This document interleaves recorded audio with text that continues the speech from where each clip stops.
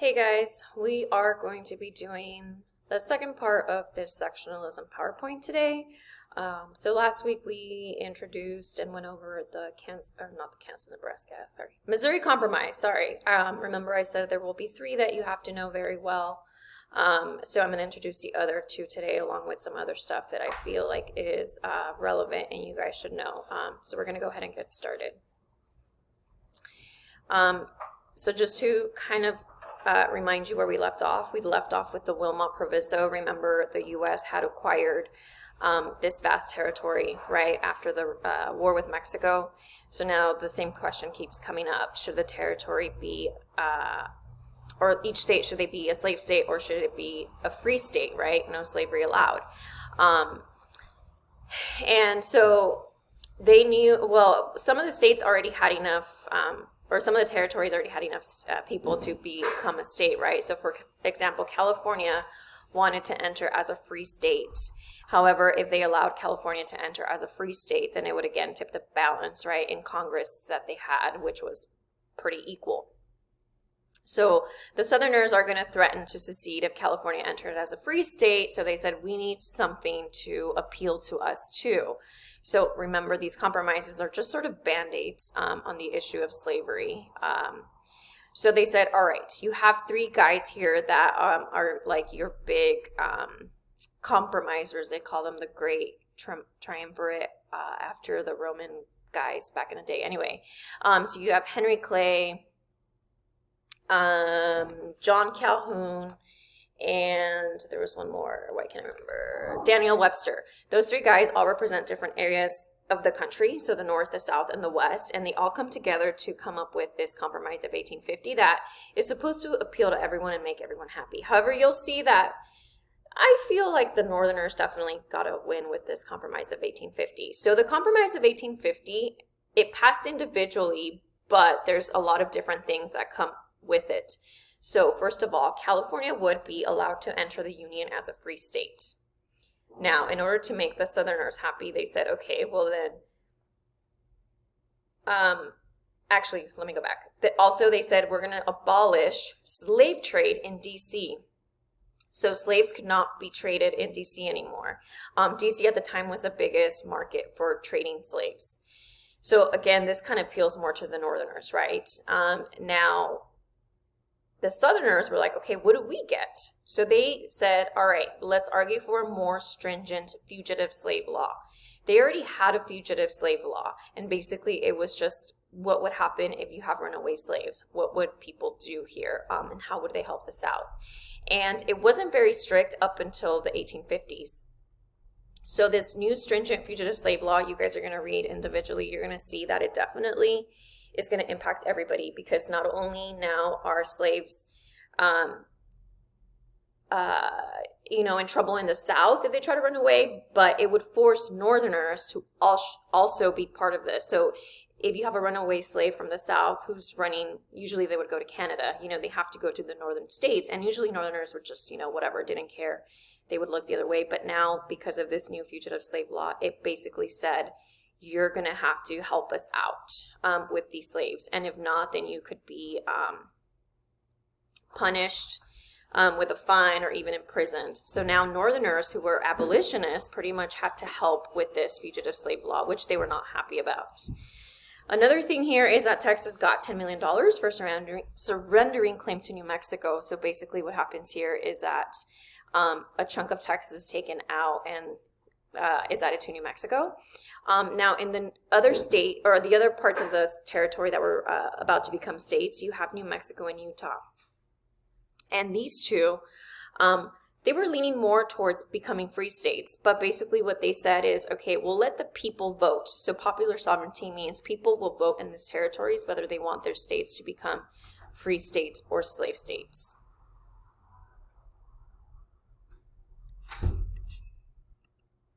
Okay, so again, this Fugitive Slave Act, you guys, it was very controversial. And it is the one that's going to kind of rile up a lot of the abolitionists. So, again, requires citizens to assist in the recovery of fugitive slaves. It denies fugitives' rights to a jury at trial.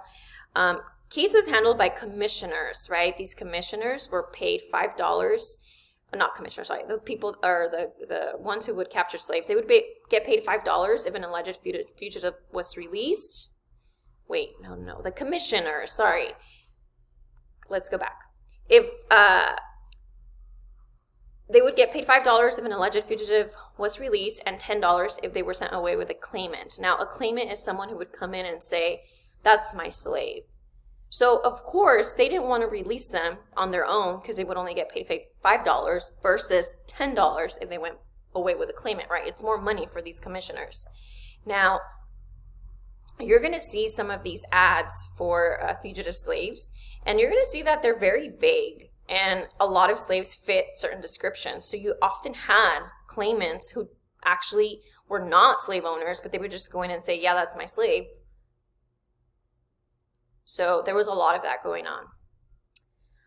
Now, more federal offices were also responsible for enforcing the fugitive slave law. An estimated 20,000 African Americans moved to Canada during this time. The other thing that becomes very much more popular is the Underground Railroad. It becomes more active, and it had to be underground, right? Because obviously it was harder and more risky now for slaves to try to run away, because everyone was out looking for them. So you have here a fugitive slave ad. So see, it says runaway from, anyway, if you read it, anyone can really fit this description. So it was very, very hard.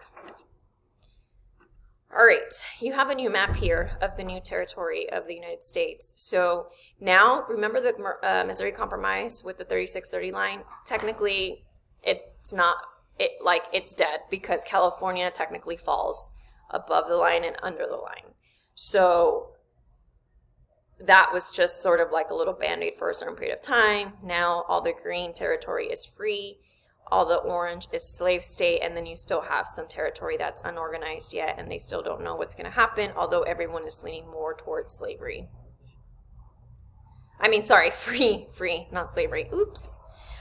All right, during this time, you also have Uncle Tom's Cabin being published. Uncle Tom's Cabin, remember, was written by a white woman, Harriet Beecher Stowe, and basically she's inspired not only by what's happening with the fugitive slave law, but also because of the Second Great Awakening. She's very religious, and she's saying this is a moral thing now. Like, we need to help abolish slavery. Like, it is morally wrong. She is the one that Mr. Lincoln was referring to when he said the little woman who wrote the book that made this great war. It is going to capture the hearts of Europeans, but they're going to kind of stay out of it. British are going to stay out of it. They're going to say, you know what, that's America's war. They need to deal with it. Leave them alone. A lot of Southerners also were angry because they said, no, what she published is not correct. This is the worst case scenario. Not everything that she said, is true. And also the other thing is that Harriet Beecher Stowe, she debunks a lot of the stereotypes or myths, right? Not all of the Southern slave owners were portrayed as evil in her book. She has very benevolent ones, like the family that Uncle Tom lives with at first.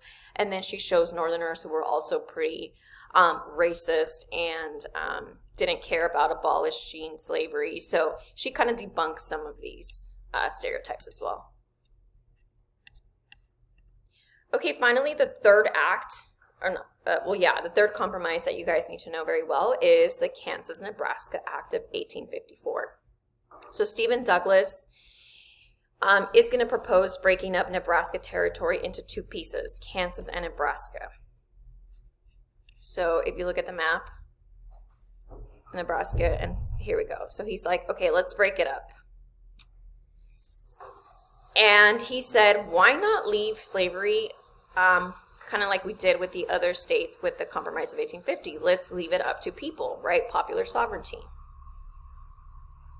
So again, this is going to shatter the Missouri Compromise of 1820 because both of these territories are above the 3630 line. And what's going to happen is it's going to set up Kansas to be a battleground. So what do we mean by that? First of all, look at the Missouri Compromise line where it is and where these territories are at. Okay. So we clearly see Kansas territory. If you see here, it's next to Missouri, Arkansas, Texas, surrounded by slaves, right? So, but then also you do have northern states here that are free. So what's going to happen is that both of these people on both sides are going to rush to Kansas to try to make it either a free state or a slave state. And I'll explain Bleeding Kansas in a bit. The other thing that's going to happen here is you're going to see the birth of the Republican Party. And remember, the Republican Party at this time is the Liberal Party. It is the party of Abraham Lincoln. We're going to talk more about political parties during this era on Thursday, Friday, so you'll get to know more about what the parties were about and what they stood for on Thursday, Friday. So I'm not going to go in depth here. Just know that the Republican Party was born in 1854, and it is the Liberal Party of Lincoln. Okay, so Bleeding Kansas, what was this all about? Okay, so again, you have this state of Kansas that is surrounded by both slave states and free states. So both are going to rush in and try to make it a state that's either free if you are on the abolitionist side, or a slave state if you're on the slavery side. So pro-slavery men organize their own government in Lecompton, Kansas. So these men that want to continue slavery. They are known as your border ruffians, bushwhackers.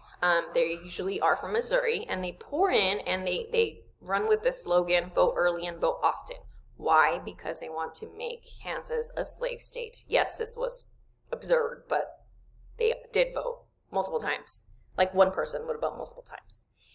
Then you have the other side, which are your abolitionists, your anti-slavery men who organize their own government in Lawrence, Kansas. Now, just so you guys know, Lawrence and Lecompton are pretty near each other. I want to say within 20-25 miles, so it would be like Cupertino to, I don't know, like Redwood City or something. So this is why there was so much conflict too, because they were so near each other. So both sides are kind of setting up their own government, their own rules in Kansas. So the Jayhawkers, by the way, are the ones that are your anti-slavery. So the Free State Jayhawkers come in, they're armed with Beecher's Bibles, which are rifles, and they're ready, to do whatever they have to do, and so is the other side. Each side claims to be the legitimate or correct government of Kansas and thought the other should not be there. So this is how it is all going to start. One of the big first events that happens here with Bleeding Kansas is the border attack. The border attacks, because they're starting each other, but it's the sack of Lawrence that happens in Kansas. So Lawrence is the Free State town, and it is attacked by pro-slavery forces. They kill and destroy. They kill 2 people. They destroy homes and businesses, pretty much. Yeah, destroy it. Then they're going to be Quantrill's raiders sacked again by Quantrill's raiders, which again are slavery. On the slavery side, they're going to come in. They're going to burn more of the town. They're going to kill now between 160, 190 men. And basically, this is going to go on for a while. I mean, these are the big ones that happen, you guys, but the attacking and the violence is going to happen back and forth. So, how do your your abolitionist side, how do they retaliate? Or how do they respond? Well, they retaliate. Then we have the Pottawatomie Creek Massacre. You're going to know this name, John Brown. He's a radical abolitionist. You should know him. He believed that violence was the right way to overthrow the slavery system. And he did not care, and he was like, we got to do what we got to do. He was literally like insane, and he lived up to it. He did not care. Just a side note, he fathered about 20 children. Him and his wife Mary settled in Kansas to wage the war on the forces of slavery. And he was very much the guy was like who thought, an eye for an eye, so we don't care. Anyway, so they go into Pottawatomie Creek. They set out after dark. He takes his sons with him, and they try to commit the most violent act against pro-slavery men. So they come armed with rifles, with knives, with swords, and they storm into the houses. They bring out their enemies and basically drag them out and just cut their heads off, like just very gory type of situation here.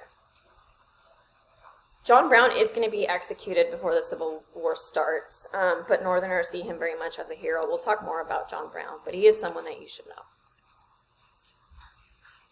Okay, so eventually both Kansas has enough people to continue voting to say is it going to be a free state or slave state. Both governments apply and reach out to the federal government to say, all right, we're ready to be a slavery state. And then the other side says, no, we're ready to be a free state, back and forth. Federal government's like, you know what, sort out your mess. We're not going to allow you until you figure out if you're going to be a slave state or free state, and they are denied statehood until 1961. They wait till then because by that time, you know what, the Civil War had erupted, and when Kansas does enter the Union, it enters as a free state. But Kansas, Nebraska is going to split the Democratic vote. Because of this split, Lincoln is going to win the election in 1860. So your Southern Democrats are still the racist party. Your Northern Democrats were like, oh, this party no longer represents us, so we're going to go with Mr. Lincoln. Another key, additional key events that you should know about, we have here the assault in the Senate, Dred Scott decision, and obviously the election of Abraham Lincoln. So the assault in the Senate was one where, oh my gosh, the violence and all of that was not only happening within the states and the people, it was also happening in the Senate. So one senator says, let me beat you with your cane. So basically what is happening is you have the senator of Massachusetts, Charles Sumner, who is going to verbally attack the Democratic administration, including personal attacks on Southern Senator of the South in South Carolina, Andrew Butler.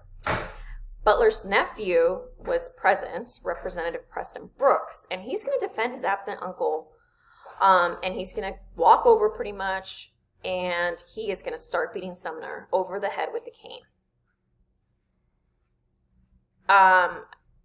Sumner's never going to recover from the attack. He's really going to beat him up, but all that happens to Brooks is he does get in trouble, right?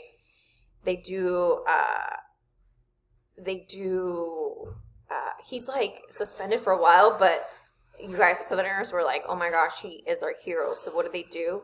They send numerous canes to replace the broken one he used to beat up Sumner. The Dred Scott decision. So this one's a huge blow to African Americans and slaves. So Scott had been held in slavery in Missouri and then taken to the Free Territory of Wisconsin, where he lived for 2 years before he returned to Missouri. He argued that his residence on free soil made him a free citizen. So he's going to reach out to the Supreme Court, and the Supreme Court's going to say, actually, you're not even a citizen. We can't even hear you. So you have Chief Justice Roger Taney, who was a Southern Democrat, so that should tell you. He's going to basically say the following. He's going to say, the Supreme Court could not be used by Scott because the Constitution did not intend for African Americans to be citizens. And so that was a major, major blow to a lot of African Americans here. This is also going to split, again, the Democratic Party. And a lot of people start to see, like, this is actually morally wrong, right? Let's see. The last thing here is the election of Abraham Lincoln. This is when a lot of your southern states end up seceding. So these are all additional key events that you should know. And then you have here a political cartoon. This is the caning of the Senate that happened in the Senate. All right, guys, that is all.